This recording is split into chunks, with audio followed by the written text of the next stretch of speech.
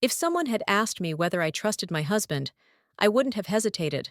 I would have said yes without a second thought. But that's the thing about trust. You never realize how much you've built on it until something shifts. Quietly, almost politely, and the ground underneath you changes shape. Looking back, the signs were there. Small things I brushed aside because I wanted to believe everything was fine. I didn't know then that those tiny moments were the start of something much bigger. My husband's secret gambling buried us in a debt of over $100,000, and I found out too late. This isn't a story about a marriage that broke overnight. It's a story about how the truth reveals itself, piece by piece, no matter how much you try to look away. Welcome to this story. Before we start, please hit that subscribe button. Turn on the notification bell so you never miss a story, and drop a comment below to let me know where you're watching from. Your support means the world, and I'd love to hear your thoughts. It was a Saturday morning, one of those rare, quiet ones, when the world outside felt still, and all I could hear was the steady tick of the clock on the wall. I had been awake for hours, the quiet hum of the city beyond our windows, a familiar comfort. Charles was still asleep, as usual, taking advantage of his weekend lie-ins. I couldn't help but smile as I watched him, sprawled across the bed, his dark hair tousled and his face soft in the slivers of early morning light. I'd always thought we were the picture of a perfect couple. Charles, charming and successful, always the center of attention at dinner parties and social gatherings. And then there was me, Isabel Lennox. Not quite as charismatic, but with a steadiness that balanced us out. Together, we made a life that others envied. A life I thought I understood. A life I thought I could rely on. Our home reflected this. A Georgian townhouse in the heart of Notting Hill, walls draped in warm, inviting colors, vintage furniture mingled with sleek modern pieces. It was, by all accounts, a dream come true. We'd worked hard for it, both of us. Charles with his investment firm, always looking sharp in his crisp suits, and me, managing the home, making sure our schedules ran like clockwork, the perfect wife in the perfect house. But as I stood there, watching him sleep, I felt a nagging sensation in the back of my mind, a sense that something wasn't quite right. I'd ignored it for weeks now. A small thought that fluttered in and out of my consciousness, always dismissed before it had a chance to settle. But today, it was different. Today, I couldn't shake the feeling that I was missing something. I stepped into the ensuite bathroom, splashed some cold water on my face, trying to clear my head. The house was quiet, the air crisp, and yet something hung heavy in the air. It was as if I were on the verge of something, a truth I had yet to uncover. But I was afraid to look too closely, afraid of what I might find. My phone buzzed on the counter, jolting me from my thoughts. A message from Emma, my best friend since university. I read it quickly. "I hope you're still on for dinner tonight. The new place in Soho? You, me, and Charles, right?" I sighed, tapping out a quick reply. "Yes, of course. It'll be nice to get out for a change." I stared at the screen for a moment longer, my finger hovering over the screen as something tugged at my mind. Dinner plans, friends, the kind of things I'd always taken for granted. But tonight, I couldn't shake the idea that something more, something important, was about to unfold. Charles stirred behind me as I walked back into the bedroom. His eyes flickered open, and for a moment, he just stared at me, blinking away the remnants of sleep. "Morning," he muttered groggily, his voice rough but still carrying that familiar warmth. "Morning," I said, forcing a smile, though my heart wasn't in it. I sat on the edge of the bed, my fingers drumming lightly against the duvet. He stretched, a slight grimace crossing his face. I noticed for the first time the faint shadows under his eyes. "You look tired," I commented, trying to sound casual. "Long week at work," he said, his voice still thick with sleep. "You know how it is. Lots to sort out." I nodded, but the words felt like they didn't belong. There was a subtle tension in the way he spoke, like he was too distracted to fully engage. He was usually more awake, more present on weekends. I was about to ask him about it when my eyes caught something out of place, a corner of a bank statement peeking out from under the edge of his bedside drawer. It wasn't unusual for him to keep paperwork there. He was always dealing with accounts and business matters. But something about this felt off. "Charles, what's this?" I asked, my voice slightly more sharp than I intended as I reached for the statement. His eyes flickered to the drawer. "Nothing," he replied quickly, too quickly. "Just a few things from work. It's nothing important." I raised an eyebrow, the statement now fully in my hand. It was dated from last month, and I could already see the first few words printed in bold at the top. Account balance, overdue. I felt my pulse quicken, but I didn't want to jump to conclusions. "Overdue?" I said, my voice catching as I looked back at him. "Charles, what's going on? Why didn't you tell me about this?" He sat up now, the casualness in his expression melting away. "It's really nothing, Isabel. A minor issue with the bank. I've already sorted it." But there was something in the way he said it, his eyes darting away from mine, his fingers fidgeting with the edge of the bedspread. My hand clenched around the paper, the numbers on the page starting to blur. How many times had I trusted him without questioning? How many times had I ignored the little signs, brushed them off as nothing? I looked at the statement again, forcing myself to focus.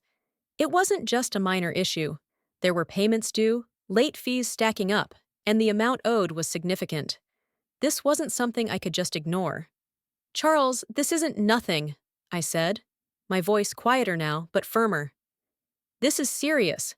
"How serious is it?" He hesitated, his face a mask of forced calm. "I told you, it's just a misunderstanding. It'll get fixed. Please don't make this into something it's not." But his words felt hollow, like a promise he couldn't keep. I could see the strain in his face, the way his jaw tightened when I pressed him further. This wasn't the Charles I knew.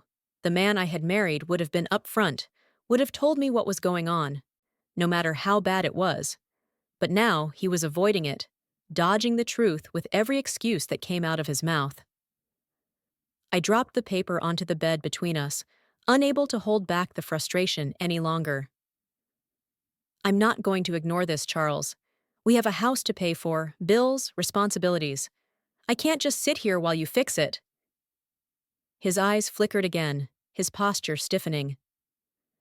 "Isabel, I'm doing the best I can. Just trust me, all right? It's under control. You don't need to worry about it." But the words didn't soothe me. Instead, they set off alarm bells.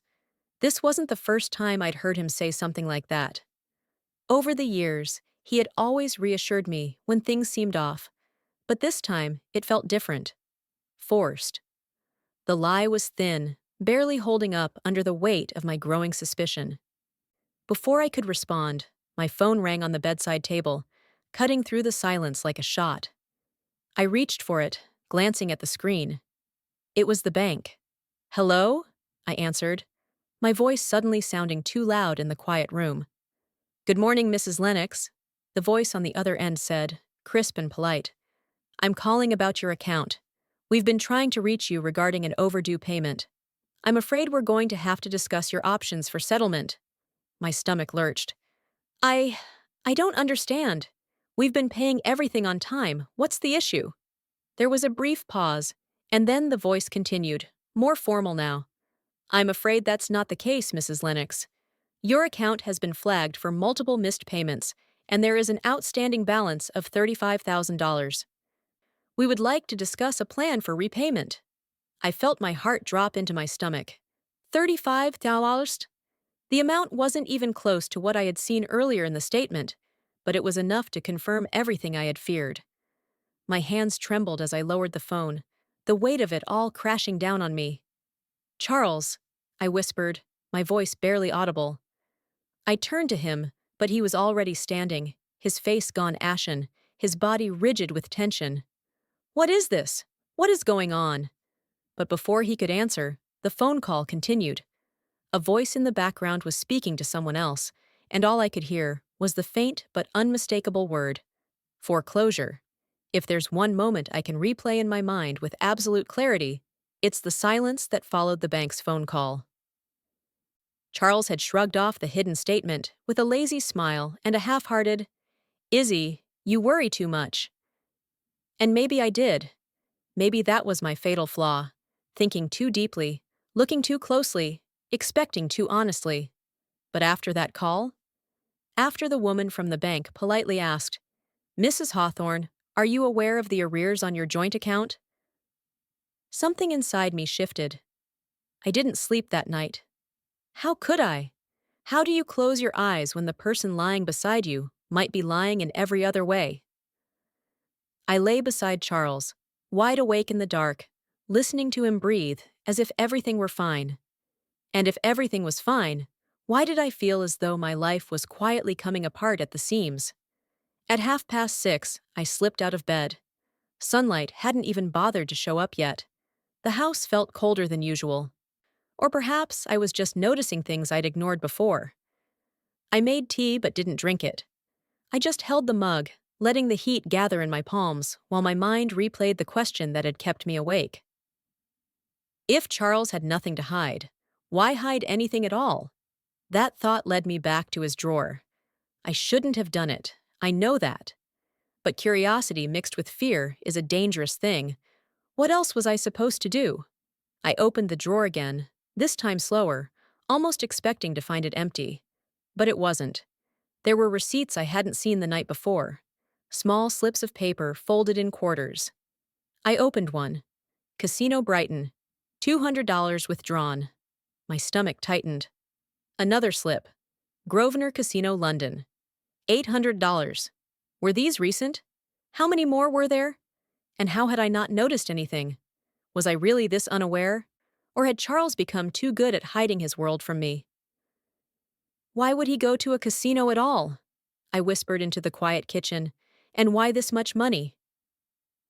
Each receipt felt heavier than the last, almost like evidence. Evidence of what? I wasn't fully ready to name. By the time Charles came downstairs, I'd placed the receipts on the table like a row of silent witnesses. He paused when he saw them. Just paused. Not surprised. Not confused. Just calculating. I noticed it instantly. Had I always noticed these subtleties? Or had I simply never looked for them until now? He forced a laugh. "Oh, Lord, Izzy, you're still on that. They're old. I took a client once, years ago. Why are we doing this?" "Years ago?" I slid one toward him. "This one is from March." He blinked. Only once, but long enough for me to catch it. "Fine. Maybe not years," he murmured, "but it's nothing serious." "Then explain it to me," I said. "Just talk to me." He rubbed his forehead with the heel of his hand, as though I were the inconvenience. "Izzy, please, don't make a mountain out of nothing." Nothing. $200 was nothing. "Why are there so many?" I asked. "And why didn't you tell me? Why hide them?" He ran a hand through his hair, looked toward the window, anywhere but at me. "Can we do this later? I'm already late." And just like that, he grabbed his coat and left. No explanation, no reassurance. Just a man walking out of his own mess and leaving me to breathe it in. As the door clicked shut, I wondered, was I truly ready for the answers I might find? And if I wasn't, why was I still searching? I couldn't take another hour of guessing. By late morning, I'd convinced myself the only way to get clarity was to hear it from someone who couldn't lie to me. The bank. Harpenden High Street was busy, people rushing to work, carrying coffees, checking train times, living lives that made sense. Mine suddenly didn't. Inside the bank, the air smelled faintly of printer ink and carpet cleaner. A young man in a navy uniform asked if he could assist, and I found myself nodding mechanically. "My account," I said. "There's been confusion." He led me to a private desk. I almost wished he hadn't. As he typed, his expression shifted. His brows tightened. His lips pressed into a thin line. Then he looked up. "Mrs. Hawthorne, according to our records, there are multiple loans associated with your name." Large ones. My heart thudded. How large? He swallowed. Over $100,000. I stared at him, waiting for him to correct himself, to smile, to say it was a glitch. But he didn't. Most of them, he added gently, were signed digitally, under your login credentials. My breath caught. My credentials? That's impossible. Are you sure you haven't authorized these, even informally? How could I authorize something I didn't know existed? He hesitated. We've been trying to reach you for months. Months. How many calls had Charles intercepted? How many emails had he deleted? When I left the bank, the wind felt colder, sharper. I clutched my coat tighter, trying to understand how my life had just changed in the span of 15 minutes. And on the walk home, a question formed that scared me more than the number $100,000 ever could. If Charles could fake my signature, what else had he done without me knowing? Charles arrived home early, which already felt suspicious. He looked exhausted, pale even. "Isabel," he muttered, "you're home early." I went to the bank. His face drained of color. I continued. "Do you want to explain $100,000 in loans? In my name?" He opened his mouth but didn't speak. Just stood there. Then his knees buckled slightly, as if the truth itself were heavy enough to crush him. "Charles?" He leaned on the wall, breath quick and ragged, his chest rising too fast, his hands trembling. A sound escaped him, a mixture between a gasp and a choke. "Charles, what's happening? Talk to me." I can't," he wheezed, gripping his shirt. "Izzy, I messed up. Then he dropped to the floor. I knelt beside him, heart pounding. "Charles, look at me." But his eyes were unfocused, his breath uneven. Panic attack? Or something worse? And in that moment, as I held him, fear surged through me. Not just for him, but for what his collapse meant. Because if this was his reaction before he even confessed, what would happen when he finally told me everything? What exactly had he done? And how much more was I about to lose? The morning after his collapse, I sat across from him at the kitchen table. He was pale, sipping tea he wasn't drinking, staring into a place that wasn't the room. "So," I began, voice steady, though everything in me wasn't. "Are you ready to tell me the truth?" Charles rubbed his temples. "I will, just give me time." "I've given you months without knowing it." He winced. "I know. And $100,000 worth of loans in my name." This time he didn't argue. He didn't deflect. He just looked down at his mug, eyes glassy. "Where do you even begin when the person you trust the most has undone the life you built together? What's the first question you ask? And more importantly, what answer do you actually want?" "Charles," I whispered, "what have you been doing?" His voice cracked. "I thought I could fix it before you found out." "Fix what?" He swallowed. "My debt. The gambling.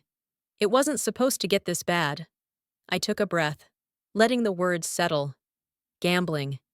Hearing it aloud should have made it real, but somehow it still felt distant, like he was confessing something someone else had done. "How long?" I asked. "How long has this been happening?" He hesitated, and that hesitation told me everything. Too long. He leaned forward. "Izzy, listen, I'm done with it. Completely done. I swear it. I'm going to fix this. Sell a few things. Pay off what I can. We'll recover, I promise you." Promises again. Why did he think words could rebuild anything at this point? Still, a part of me wanted to believe him.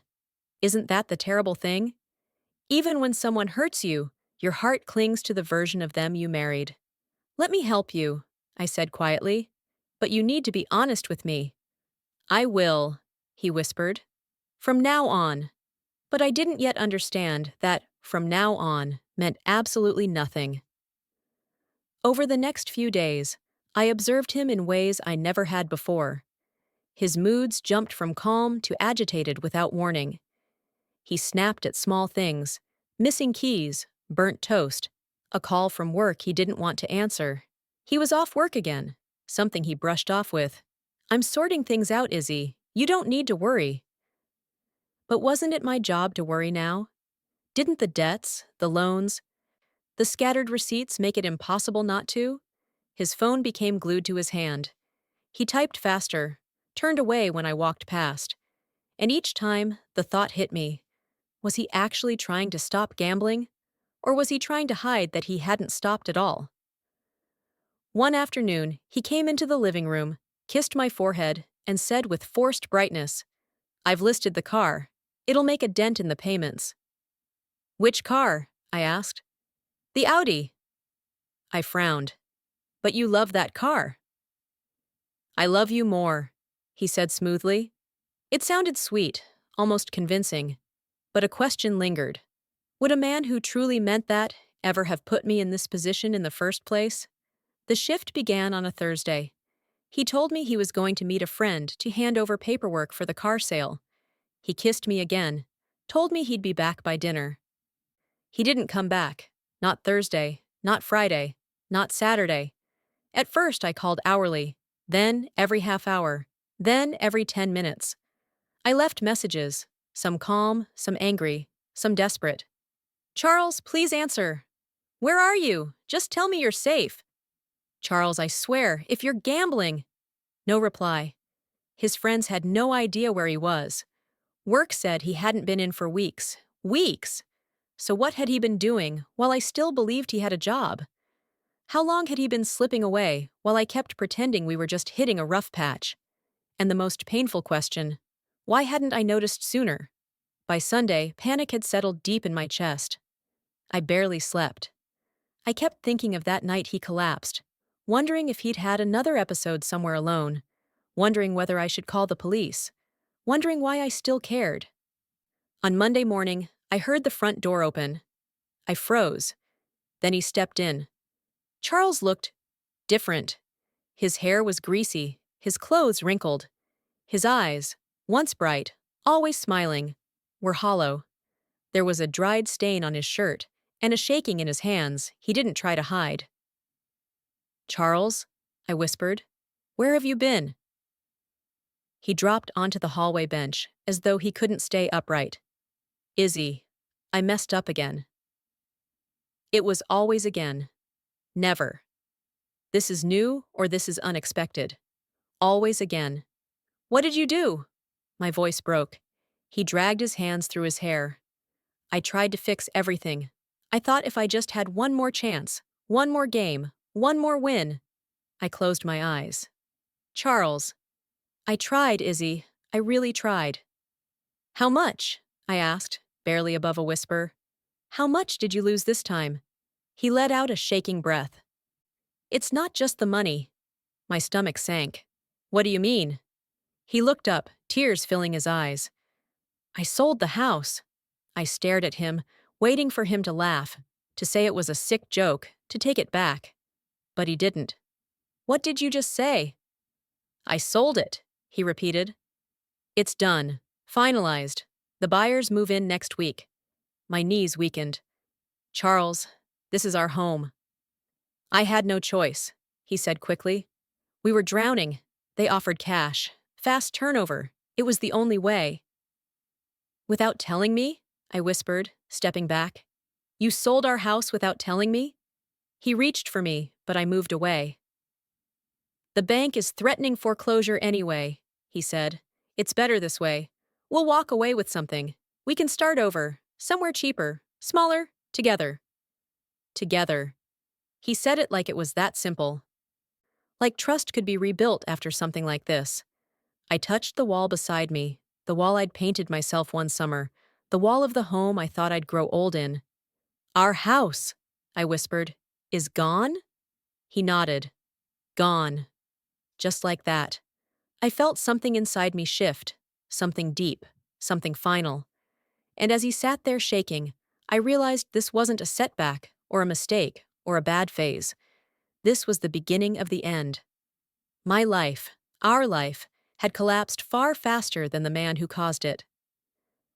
Charles sat on the sofa with his head in his hands, muttering apologies that didn't seem to land anywhere. "Izzy, please." Just let me explain. Explain what? My voice didn't even sound like mine. It was steadier, colder. That you sold our house behind my back? That you vanished for days? Or shall we start with the $100,000 debt in my name?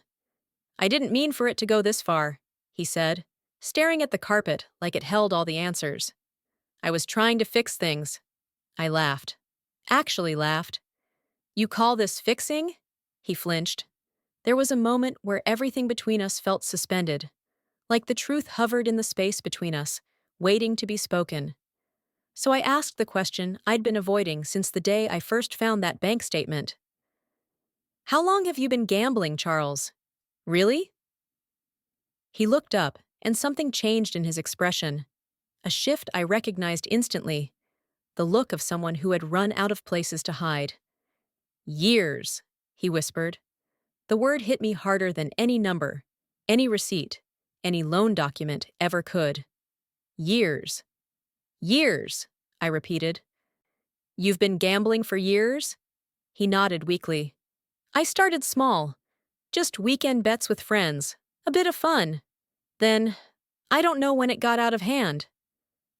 That wasn't the truth. Not fully. He knew.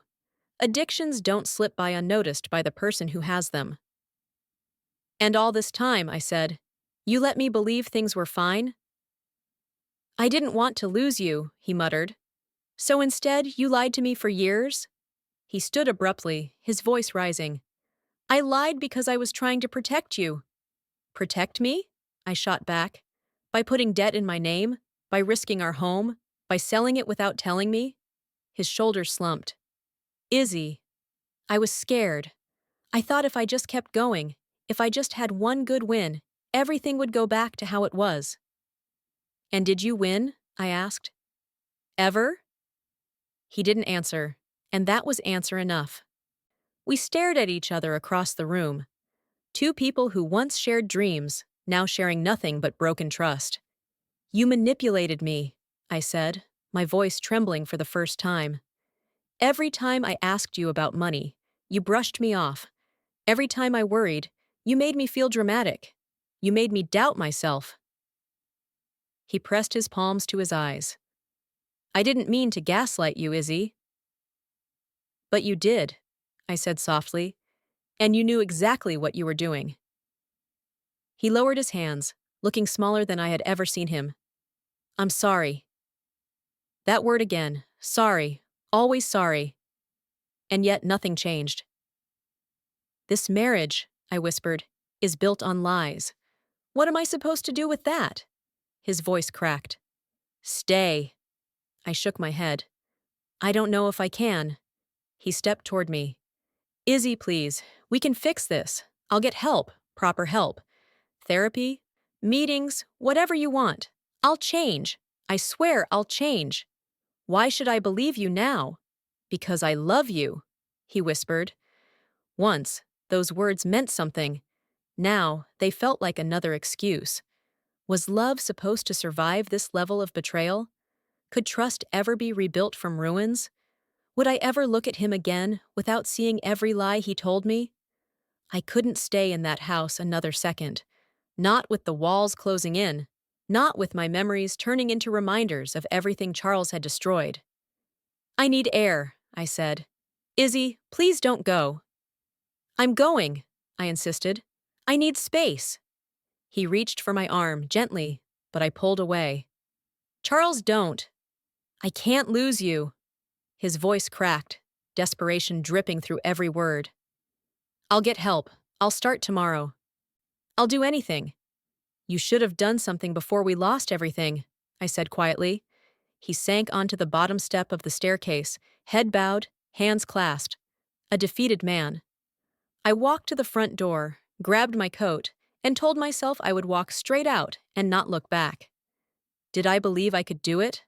I wasn't sure, but I knew I had to try. My hand was on the doorknob when I heard the letter drop through the letterbox. One light thud. One ordinary sound carrying extraordinary consequences. I turned. A white envelope lay on the doormat. Addressed to Mrs. Isabel Hawthorne. The bank's logo stamped in the corner. I stared at it for a moment, almost afraid to pick it up. What more could they possibly take from me? What more was left to lose? Isabel? Charles whispered behind me. I opened the envelope with shaking fingers. Inside were numbers, figures, breakdowns, calculations, a full statement of the debt, every loan, every interest charge, every arrear. The total at the bottom made my vision blur. It wasn't $100,000. It was more, much more. My breath caught, and the room tilted. Charles, what is this? He didn't answer. And that silence was the confirmation I never wanted. Our future wasn't insecure. It was gone. Our home wasn't at risk. It was already someone else's. Our marriage wasn't damaged. It was shattered. I realized then that whatever came next, I would be facing it alone. The days that followed were strangely quiet. Charles tried, in his own way. He woke early, made coffee, hovered about the house as if tidying would somehow erase the debt letters piling up on the dining table. In the evenings, he rehearsed explanations for the past year, the lies, the phone calls he took behind closed doors, the missing money. But no matter how he wrapped them, they were still lies. And every time he finished speaking, I could feel the question forming in my mind. Am I supposed to believe this? And if I do, what does that say about me? One night, after another tense silence, he looked at me and said, Izzy, I'm trying. And I found myself responding, but is trying enough when everything's already broken? Have you ever been in a conversation where both people know the relationship is ending, but neither says it? Where every sentence feels like a negotiation with yourself? That was us. I kept glancing at the front door, imagining walking through it and simply not coming back. But could I really leave? Could I abandon the man who once held my face in his hands and promised he'd love me until we were both old and gray? Or had he abandoned me long before I ever considered leaving? It was my sister Harriet who finally stepped in. She arrived one afternoon with grocery bags, a stern expression, and that older sibling authority that never really fades. You can't keep living like this, Isabel, she said as she unpacked tins and pasta into my chaotic cupboards. He's drowning, and he's pulling you under with him. I hated that she was right, and I hated even more that I needed someone else to say it. So I packed a small suitcase, the bare essentials, and walked out of the house I had once believed would be my forever home. The air felt heavy that day, the sky unusually gray, even for England. As I closed the door behind me, I asked myself, was this an ending, or was I running away? Harriet welcomed me into her guest room with crisp sheets and a vase of lilies by the window. It should have felt like sanctuary, but instead it felt like failure. Every night, lying awake listening to the hum of her fridge downstairs, I'd catch myself wondering, should I have tried harder, fought longer, stayed even when it hurt? How do you measure the moment you officially stop being someone's partner? The guilt clung to me like wet clothing. If someone were watching my life from the outside, if there were a narrator, a soft-spoken voice dissecting my choices, what would they say? Would they point out the warning signs I missed? Would they ask why I accepted half-truths for so long? Would they question why I didn't leave sooner, or linger on the heartbreak of finally doing so? Or would they understand that sometimes love doesn't die in one devastating moment, but slips away in 1,000 small disappointments? And if you were watching with them, what would you think? Would you see a woman trying to save her marriage, or a woman too scared to let go? Before you continue listening, if you're enjoying the journey, don't forget to show me your support by subscribing. Your subscription means a lot. It helps keep these stories alive. And without you, there's no way I can continue sharing the twists, the turns, and the raw moments that speak to the heart. Please don't leave me hanging. Subscribe now. Thank you. A few weeks later, after a long morning filled with silent tears and unanswered texts from Charles, I decided something needed to be done. Closure, maybe. Truth, perhaps. Or the faint hope of finding the version of him I'd loved so fiercely. I returned to our home. Or rather, what used to be our home. There it stood. The red brick, semi-detached on Willowbank Close, the garden I once tended now overgrown, the curtains drawn. But it wasn't the house that stole the air from my lungs. It was the sold sign hammered into the front lawn. I froze. My keys trembled in my hand. Questions hit me like cold rain. How had he managed to sell it so quickly? Why hadn't he told me? And what else had he done without my knowledge? I stepped inside, but the house didn't welcome me. It rejected me. The hallway echoed. Every room was bare. Every memory had been stripped from the walls like peeling wallpaper. Our life had been dismantled, boxed up, removed, and I hadn't even known. I whispered into the emptiness, "What happened to us?" And then something shifted near the driveway behind me. A sound, faint but unmistakable. Footsteps. I turned. And there he was. Charles, unshaven, clothes wrinkled, hair falling into his face, a shadow of the man I'd married. He looked at me with wide, lost eyes, as if seeing me brought back some small piece of clarity. "Izzy," he breathed, reaching out a trembling hand. For a moment, just a fraction of a second, I almost stepped toward him, almost asked him what he needed, almost forgot about everything he'd done. But I saw the truth in his face then. He wasn't reaching out to reconnect. He was reaching out because he needed saving, and I couldn't save him anymore. So I stepped back, and he whispered, "Please, don't go." My heart ached, but I turned away. Because sometimes the bravest thing you can do is walk toward a future that terrifies you, and I left him standing in the drive of our empty, sold home. My flat is small, just a one-bedroom above an off-license on Harrington Road. But it's mine. For the first few months, I'd wake up startled, confused by the quiet hum of the fridge and the faint noise from the street below. No creaking floorboards, no murmured apologies, no tension waiting behind the next conversation. Just silence. Have you ever stepped into a new life and felt both free and unbearably lonely at the same time? Because that's exactly what those first months felt like. I found work at a local publishing office in Shoreham, sorting manuscripts, replying to emails, making tea for editors who were always running late. Nothing glamorous, nothing exciting, but steady. Predictable. A place where people smiled at me without suspicion. One morning, my colleague, Naomi, leaned over my desk and said, "You've settled in well, haven't you, Izzy?" I managed a smile. "Trying my best." Trying. It was the same word Charles used before everything fell apart. Funny, isn't it? How a simple word can feel entirely different depending on who says it. Trust had become something fragile for me, like a glass someone had dropped once and glued back together, the cracks still visible, no matter how much light you shine on it. Even the simple act of letting someone help me felt like a battle. When Naomi invited me for coffee after work, I hesitated. When my landlord offered to fix the boiler, I waited for hidden charges. When a stranger held the door open for me, I braced myself for a catch. Do you know that feeling? When your instinct is to brace, even when nothing threatens you? When you're so used to disappointment that kindness feels suspicious? But over time, very slowly, I let people in again. Not deeply, not fully, but enough to remind myself that the world wasn't built on lies and losses. If someone were narrating this part of my life, perhaps they'd highlight the small victories. The day I laughed properly for the first time in months. The afternoon I bought a plant for my windowsill. The moment I realized I could sleep without my heart racing. Maybe they'd ask, is she healing or merely pretending?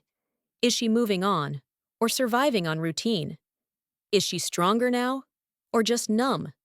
And what would you think if you watched it? Would you see a woman rebuilding her life, piece by careful piece, or someone still hiding from the ruins she left behind? It was March when Charles emailed me. I saw his name in my inbox while I was stirring sugar into my tea at work. My hand went cold. The subject line was simple: "I'm sorry." I didn't open it at first. I just stared at the screen, my tea forgotten. When I finally read it that evening, sitting cross-legged on my sofa, I felt my chest tighten with something that wasn't grief, but wasn't forgiveness either. He wrote, I'm sober now, properly. 8 months. I know sorry can't change anything. I just need you to know I'm trying to be better. Not for us, just for myself. Thank you for walking away. It saved me, even if it broke us. And then, at the bottom, if you ever want to talk, I'll be here. No pressure, just hope. I didn't reply. Not because I hated him. Not because I couldn't forgive him, but because I finally understood something. Some chapters don't need reopening. They just need acknowledging before you close the book. Still, I asked myself, if he truly has changed, does that matter to me anymore? And am I allowed to feel both relieved and heartbroken at the same time? The year had changed me, not in dramatic, visible ways, but in quiet, internal ones. I'd learned that saving someone isn't the same as loving them. I'd learned that guilt can weigh more heavily than anger. And I'd learned that trust, once fractured, rarely returns to its original shape. But I'd also learned that I could stand on my own, that I could work, live, breathe, and hope without depending on someone else's stability. Life was no longer divided into before and after, but into then and now. And now mattered more. It was a Thursday evening when it arrived.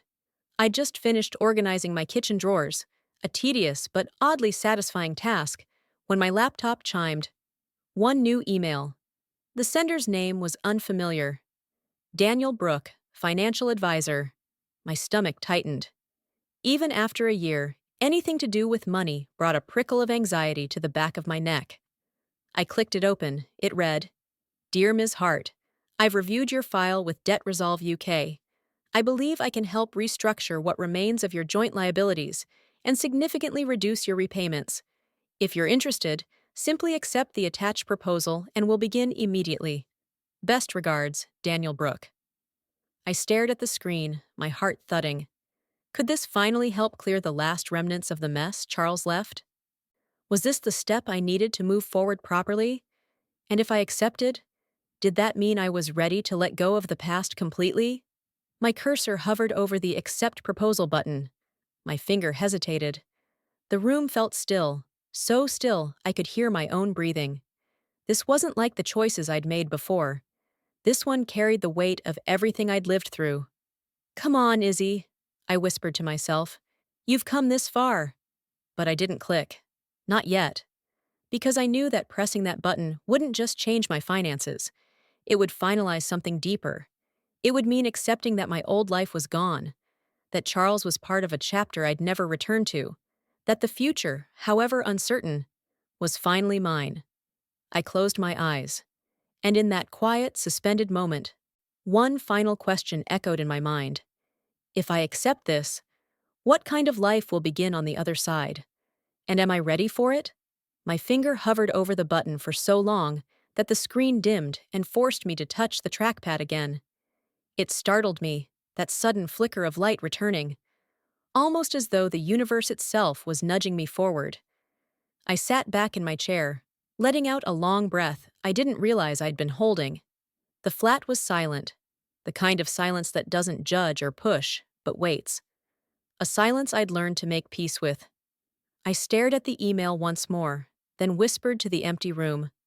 Isabel Hart, what do you want your life to look like now? Not what Charles wanted, not what the bank demanded, not what my past insisted I owed it. What did I want? That question, simple as it was, felt like the first honest one I'd asked myself in years. I thought of everything I'd lost, my home, my marriage, my trust, pieces of myself I didn't know could break. But I also thought of everything I'd built since. A steady job, a quiet life, a sense of independence that felt new and fragile, but real, and a version of myself I was learning to like. Slowly, carefully, genuinely. For the first time since everything collapsed, I realized something profound. My life wasn't ruined. It was mine. And that financial proposal sitting in my inbox? It wasn't just paperwork. It was a key, a small, simple key, to finally shutting the door on a chapter that had followed me long enough. Not for Charles, not for the past, but for me. I moved my hand to the trackpad again, steadier this time. My voice barely rose above a whisper. Enough running. I clicked accept. Just like that. A soft ping confirmed the submission. No confetti, no dramatic soundtrack. Just a quiet, ordinary sound. Yet somehow, it felt like fireworks. I closed the laptop gently, stood up, and walked to the window. The street below was typical for a Thursday evening. Someone laughing with a friend, a dog straining at its lead, lights flickering on in the flats opposite. Normal life. Regular life. Life that wasn't overshadowed by fear or lies or unanswered questions. A life I could finally see myself living. My phone buzzed then. A message from Naomi. Fancy dinner tomorrow? My treat. You deserve a night out. I smiled. Not because everything was suddenly perfect, but because I knew, truly knew, that things could be good again. I typed back. I'd love that. Count me in. Then I set my phone down, closed the blinds, and allowed myself something I hadn't felt in far too long. Hope. Not loud or dramatic. Just a quiet, steady, genuine belief that tomorrow might be better. And that I had survived enough to meet it head on. Because this wasn't the end of a tragedy. It was the beginning of a life I chose. Finally, fully, and without fear. And for the first time in a very long time, I felt ready. 1 year later, if someone had told me that healing doesn't look like a straight line, but more like a messy, looping scribble, I might have believed them. Still, I never imagined what it would feel like from the inside. Some days, I woke up and felt entirely myself again. Other days, the past tapped me on the shoulder, like an unwelcome reminder. But here I am, 1 year on. Standing outside my new building with the spring air brushing through my coat. Not the old flat anymore. This place feels lighter. I moved here last month with money I'd saved slowly, carefully. A fresh key in my hand. A fresh beginning. A couple walked past, holding hands, and I caught myself watching them longer than I meant to. Not with envy, not with longing. Just a quiet curiosity. Will I ever trust someone like that again? I don't know. And for now, that uncertainty doesn't frighten me the way it used to. What matters is that I'm no longer afraid of my own life. Inside, the flat is calmly arranged. Nothing fancy, but mine in every way that counts. A cup of tea cooling beside my laptop. A stack of letters neatly sorted. A single framed photo of Naomi and me on the counter from our trip to Cornwall last month. Both of us windswept and laughing. I never thought I'd laugh like that again. But I do. A little more each week. The debt recovery plan has taken hold now, and the advisor, Helen, has been nothing short of diligent. There are spreadsheets and deadlines and sacrifices, of course, but there's also progress. Real, visible progress. My name is slowly being untangled from the damage Charles created. I keep the binder she gave me on a shelf where I can see it. Not because I enjoy being reminded, but because it's proof of something I never gave myself credit for. I didn't give up. My phone buzzed on the table. For a moment, my chest tightened. Old habits die hard. But it was only a message from Helen confirming the latest payment adjustment. Everything is on track. You're doing brilliantly. Call me if you need anything. I smiled at the screen. I'm not used to people telling me I'm doing brilliantly, but maybe I should get used to it, because I am. Charles and I haven't spoken in months. The last time, he told me he was attending meetings and working part-time at a local garage. He sounded sober. He sounded tired. He sounded like someone trying to piece his life together. I wished him well, and I meant it. But I didn't feel the old pull to fix him. That part of me is gone now. Sometimes, late at night, I wonder if things could have been different. If I'd seen the signs earlier, asked more questions, pushed harder, walked away sooner. But those thoughts don't linger like they used to. They come and go, like passing clouds. And I let them drift. This morning, before stepping outside, I paused by the mirror. I hardly recognized the woman staring back. Still me, but sturdier. Grounded. with a confidence that wasn't there a year ago. And somewhere deep down, I felt something settle inside me.